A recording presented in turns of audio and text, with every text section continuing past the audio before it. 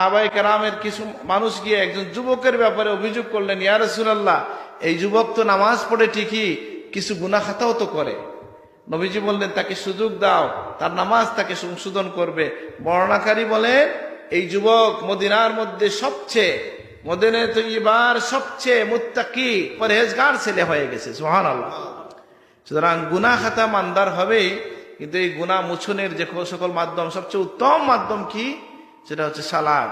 নামাজ হয়ে গেলে কেমন হয়? নবীজি বলছেন, তোমরা কি ধারণা করো যে তোমাদের কারো সামনে যদি, ঘরের সামনে যদি একটা পুকুর থাকে, আর সেই পুকুরে যদি একজন লোক 5 বার গোসল করে, তার এখানে লাম ইয়াবকা মিন দারানিহি শাই, তার ময়লার মধ্যে কিছু কি বাকি থাকবে?